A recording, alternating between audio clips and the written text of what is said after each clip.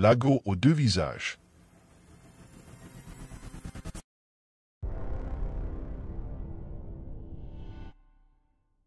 Dans la ville de Nkala, là où les rêves sont plus rapides que la vérité, vivait une go. Une go au visage d'or, à la voix de miel, aux gestes de reine. Elle s'appelait Lizzie. Mais ce que les gens voyaient n'était qu'un de ces deux visages. Tu connais peut-être une Lizzie, ou peut-être tu la suis sans le savoir. Mais celle dont je vais te parler, ce n'est pas une go comme les autres. Celle-là, elle brillait trop, beaucoup trop. Nkala, une ville moderne posée entre la brousse et les buildings, Lizzie était une déesse. La go des go, l'influenceuse des influenceuses. Elle avait tout. Les followers, 10 300 000. Les contrats, signés à Dubaï. Les voitures, noires, jaunes, blindées. Les bijoux, plus étincelants que la vérité. Mais ce qu'elle aimait le plus, ce qui faisait battre son cœur, ce n'était pas l'argent, c'était l'admiration, l'adoration, l'obsession. Chaque soir à 21h, pile comme une prière païenne, elle lançait son direct. Et la ville s'arrêtait. Les femmes la regardaient pour l'imiter. Les hommes la regardaient pour la désirer. Les enfants rêvaient de devenir comme elle. Même les vieux arrêtaient leurs palabres pour jeter un œil. Et elle, dans son grand salon jaune doré, les rideaux bougeant à peine, son téléphone calé sur un anneau de lumière. Elle parlait. « Bonsoir mes étoiles. Ce soir je vais vous dire une vérité. Pas tous les riches sont heureux, mais moi, je le suis. » Elle souriait. Mais parfois, si tu regardais bien, juste une fraction de seconde, son sourire se déformait, comme si un autre visage voulait apparaître. Quelque chose de plus sombre, de plus ancien. Mais qui aurait pu le remarquer? La lumière de son direct effaçait tout. Et plus elle parlait, plus les gens la regardaient. Et plus les gens la regardaient, plus elle brillait. Mais ce que personne ne savait, c'est que cette lumière-là ne venait pas d'elle. Elle était alimentée par nous tous. Par chaque like, chaque commentaire, chaque fixation. Et pendant ce temps, dans un miroir, quelque part dans sa maison, un deuxième visage l'observait. Dans Nkala, tout le monde la suivait. Les jeunes, les vieux, même les ministres. Lizzie ne vendait pas que des produits. Elle vendait des illusions. Ses fans devenaient comme hypnotisés. Certains ne dormaient plus. D'autres ne pensaient qu'à elle. Et pendant ce temps, dans l'ombre, leurs âmes se vidaient. Chaque like, chaque cœur rouge sur son direct nourrissait quelque chose qu'on ne voyait pas. Une créature ancienne, cachée dans son deuxième visage. La ville de Nkala, une cité moderne, électrique, en mouvement constant. Les panneaux géants montraient des visages heureux, des vies parfaites, des corps sculptés. Mais au milieu de toutes ces images, un visage brillait plus fort que les autres, celui de Lizzie. Dans chaque quartier, chaque ruelle, chaque boutique, son nom résonnait. Tu as vu le dernier live de Lizzie. Elle a encore parlé du pouvoir des femmes. Son nouveau parfum, c'est une dinguerie. Elle était partout. Le matin, elle te vendait de l'eau purifiante à 40 000 francs. L'après-midi, elle donnait des conseils spirituels sur comment attirer l'homme de ta destinée. Le soir, elle posait en body doré en parlant de sororité et d'indépendance. Les gens buvaient ses mots comme de l'eau bénite. Certains disaient même que ses paroles calmaient leurs angoisses. Ce qu'ils ne savaient pas, c'est que ces angoisses ne disparaissaient pas. Elles étaient récoltées. Derrière l'écran, un vieux miroir noir était posé dans sa chambre. Un miroir vivant. À chaque fois qu'elle faisait un live, les visages de ses abonnés apparaissaient brièvement dans ce miroir, comme des ombres. Ils riaient, commentaient, partageaient, sans savoir que leur énergie glissait lentement dans les ténèbres. Un jeune homme du quartier de Zombo, qui regardait Lizzie tous les soirs, a commencé à perdre le sommeil. Il avait l'impression qu'elle lui parlait directement, à travers l'écran. Un soir, il a murmuré « Je ferai tout pour toi, Lizzie ». Il ne se réveilla plus. Son téléphone est resté allumé toute la nuit, avec le visage de Lizzie figé, souriant. Dans Nkala, les cas étranges se multipliaient. Des élèves qui oubliaient leur propre nom. Des mères obsédées par leurs filtres. Des hommes riches ruinés à force de lui envoyer des cadeaux virtuels. Et pourtant, personne ne posait de questions. Parce que dans la cité éblouie, tout le monde voulait briller. Tout le monde voulait être vu. Et Lizzie leur offrait cette illusion. Mais derrière cette lumière dorée, il y avait l'ombre. Une présence ancienne, un pacte ancien, une voix muette qui murmurait. « Continue, ma fille. Ils sont à nous. » Pendant que la ville de Nkala vibrait au rythme des directs de Lizzie, pendant que les jeunes s'éteignaient dans la lumière artificielle de leurs écrans, à l'autre bout de la ville, un autre monde respirait. Là-bas, au cœur de la forêt sacrée de Bumba, vivait un jeune homme au regard calme, au silence pesant. Amani, pas influenceur, pas politicien, juste un porteur de mémoire. Élevé par son grand-père, un veilleur d'hôtel, formé aux langues des ancêtres, initié à lire dans les rêves. Et depuis quelques nuits, Amani ne dormait plus. Je vois son visage 2 fois. Une femme, 2 bouches. Une lumière qui brûle les ombres au lieu de les éclairer. Et dans les yeux des jeunes, un vide qui appelle la mort. Cette nuit-là, il consulta les anciens, pas ceux de chair, ceux de l'autre côté. Il trempa ses doigts dans la calebasse, ferma les yeux, et appela. Un souffle passa dans les arbres, les feuilles frémirent, et une voix se fit entendre, venue d'aucune bouche humaine. Ce que tu vois est réel. Elle a vendu son image aux esprits de l'illusion. Elle s'est offerte au dieu du reflet. Elle est dehors, et bientôt, elle sera légion. Amani rouvrit les yeux. Le souffle court, le regard dur. Il savait maintenant. Ce n'était pas une simple go à exorciser. C'était une maladie spirituelle, une faille ouverte dans la réalité. Et il n'était plus question d'attendre. Le lendemain, Amani quitta la forêt pour la première fois depuis 3 ans. Il mit sa chemise jaune, noua sa ceinture noire et marcha vers Nkala, car quelque chose de terrible arrivait. Et personne n'était prêt à regarder derrière le deuxième visage. Ce que le peuple ignorait, c'est que Lizzie ne séduisait pas que les jeunes. Non, les hommes de pouvoir, les vrais, les ministres, les directeurs de banque, les généraux, tous, un à un, ils tombaient sous son charme. Pas à cause de son corps, pas à cause de sa voix douce, mais à cause de ce qu'elle faisait derrière l'écran. Un ministre dans son bureau. Nuit noire. Il est seul. Devant lui, un écran montre Lizzie en live. Il est en costard, mais son regard est vide. Il répète les mots qu'elle prononce comme un automate. Chaque soir, ces hommes restaient connectés jusqu'à l'aube, devant leurs écrans, immobiles. Certains disaient qu'ils méditaient sur sa beauté. D'autres prétendaient recevoir l'inspiration.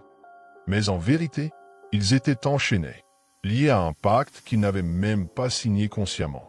Un chauffeur raconte. « Monsieur le ministre m'a demandé de l'emmener dans une ruelle à minuit. Quand je suis revenu, il était à genoux, nu, en train de parler dans une langue inconnue, devant un miroir noir. Et son téléphone, mon frère, son téléphone filmait tout, connecté au live de Lizzie. » Le père Jakaya avait déjà vu ça. Il avait reconnu les signes. Lizzie ne faisait pas de simples vidéos. Ses lives étaient des portails, des passerelles spirituelles. Chaque cœur, chaque commentaire alimentait un démon ancien. Le père Jakaya, dans une salle remplie d'objets de culte, analyse l'écran d'un téléphone. Il voit les symboles cachés dans les vidéos de Lizzie. Derrière chaque filtre, un œil, un serpent, un masque. Ce n'était pas une influenceuse. C'était une sorcière connectée, une prêtresse d'un nouveau culte numérique. Et chaque homme influe tombé sous son charme devenait un serviteur inconscient. Certains signaient des décrets contre le peuple sans comprendre pourquoi.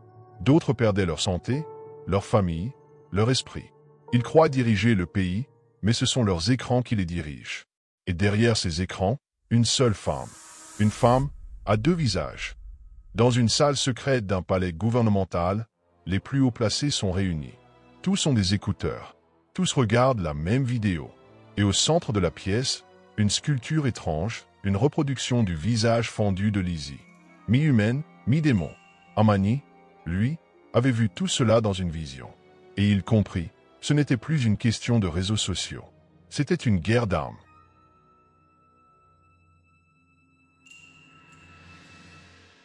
Ce samedi-là, quelque chose changea dans l'air.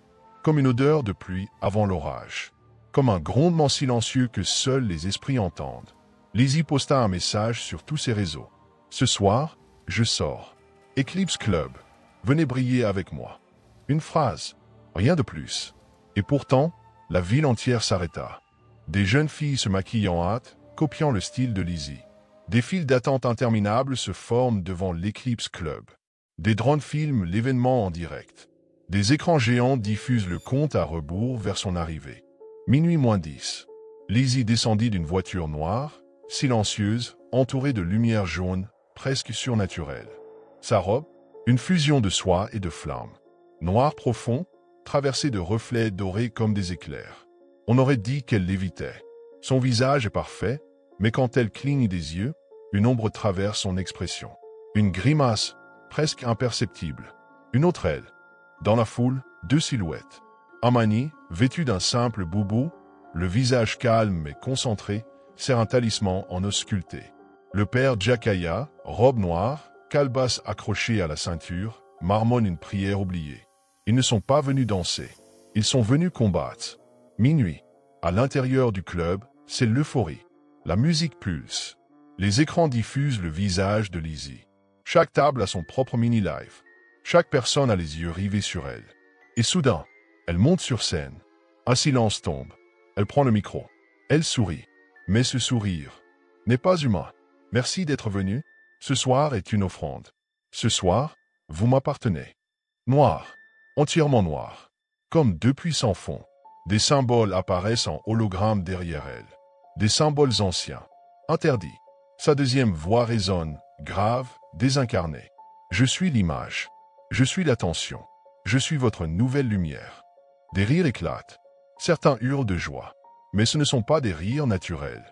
Certains pleurent sans comprendre pourquoi. D'autres saignent du nez. Des corps tombent, les téléphones encore serrés dans leurs mains. La salle vibre. L'écran devient rouge. Amani ferme les yeux. Son talisman chauffe dans sa main. Les ancêtres parlent. Le filtre doit être brisé. Il lance l'eau sacrée dans les airs. Elle se transforme en lumière. Amani crie des mots anciens. Le son raye l'air, comme un coup de machette dans le silence. Le père Jakaya de son côté combat aussi. Il lève sa Bible.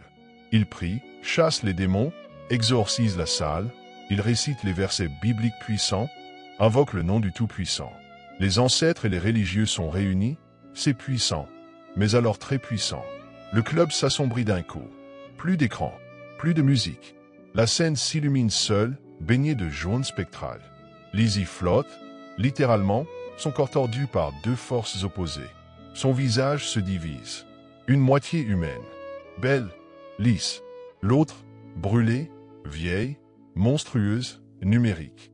Vous m'avez donné votre énergie. Je suis la reine de vos regards. Je suis l'algorithme. Amani hurle, le talisman levé. Le père Jakaya tombe à genoux, récitant une litanie. La foule est figée. Les téléphones filment encore. Mais quelque chose craque. Un bruit. Une faille. La lumière sature l'image. Quand l'écran devient un autel. Et l'attention, une offrande, alors le sacrifice est proche. Le club Eclipse vient d'être plongé dans les ténèbres. Le DJ s'est écroulé sur ses platines. Les enceintes hurlent un grésillement sourd, presque vivant. La foule est figée, des centaines de jeunes, les yeux ouverts, mais absents. Tous ont encore leur téléphone à la main.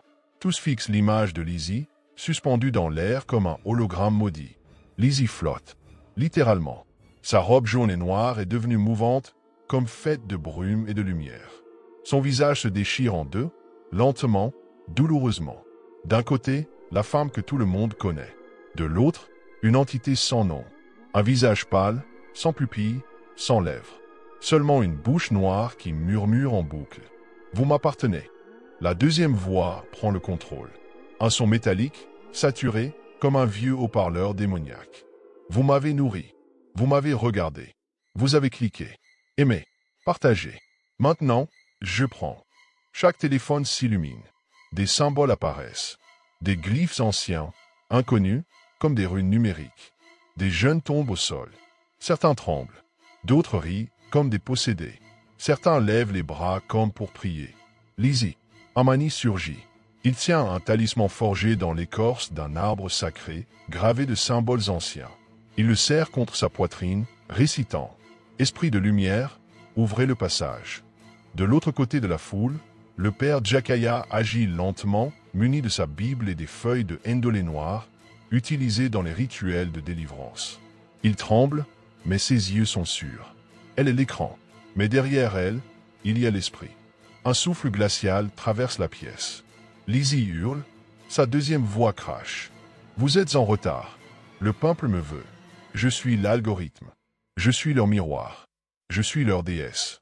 Apparition des masques ancestraux. Des masques lumineux, suspendus dans l'air, flottent autour de Lizzie. Ils viennent des profondeurs de Bumba, portés par les esprits des anciens. Chaque masque murmure un mot. Mensonge, illusion, vide, dépendance, perte, combat spirituel visuel. Le talisman d'Amani s'illumine. La calebasse de Jakaya explose en vapeur blanche. Les masques tournent en spirale autour de Lizzie, l'enfermant dans un cercle mystique. Les téléphones explosent, un à un. Les symboles s'effacent. Lizzie hurle, sa voix distordue. Je ne suis pas seul. Tant qu'il regarde, je vis. Tant qu'il scrolle, je règne. Amani et Jakaya prononcent en chœur. Retourne dans l'ombre du silence. Que l'illusion soit dissoute. Que la vraie lumière revienne. Une lumière jaune pure jaillit du talisman. Les masques fusionnent. Ils frappent Lizzie de plein fouet. Un éclair. Un cri. Puis, le silence. Tous les téléphones sont morts. La musique ne revient pas. La foule est au sol. Certains se relèvent, hagards. D'autres pleurent. D'autres prient. Mais Lizzie n'est plus là. Seulement sa robe jaune et noire, vide, flottant doucement vers le sol, avant de disparaître en poussière dorée. Un écran brisé.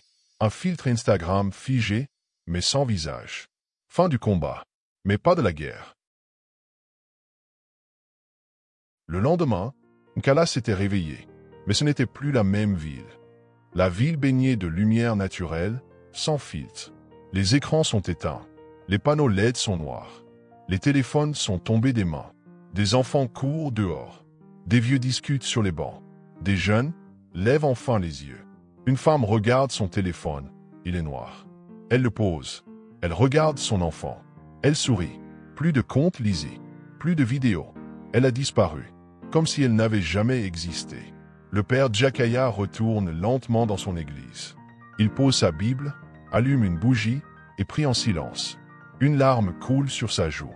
L'attention est sacrée. Amani, lui, marche seul. Il retourne dans la forêt sacrée de Bumba. Le vent souffle doucement à travers les arbres. Les masques flottent à nouveau entre les branches, paisibles. Les anciens dirent alors, « Ce que tu nourris, te nourrit. Ce que tu regardes trop, finit par t'habiter. L'écran peut être une lampe ou une tombe. Si tu donnes ton regard à l'illusion, elle prendra ta vie. » Des yeux ouverts, puis qui se ferment doucement. Une larve sortant d'un téléphone brisé. Un masque ancien suspendu dans un salon moderne. Ce jour-là, Nkala a appris à voir au-delà du filtre, à se méfier des sourires trop parfaits, et à écouter le silence. Des gens marchent à nouveau dans les rues, sans écouteurs, sans selfies, des visages nus, des regards vrais. Fin du compte. Mais souviens-toi, il y a encore beaucoup de « go » aux deux visages sur nos écrans. La leçon de ce conte, c'est que dans un monde obsédé par les apparences, l'attention est devenue une offrande sacrée et certains savent la transformer en pouvoir noir. Quand nous idolâtrons des images sans âme, quand nous donnons notre regard à des illusions trop parfaites, nous risquons de perdre notre propre lumière intérieure. Car derrière les filtres, les likes et les directs, il peut se cacher une force qui se nourrit de notre vide. La vraie lumière ne vient pas de l'écran, mais de ce qu'on choisit de voir, en vérité.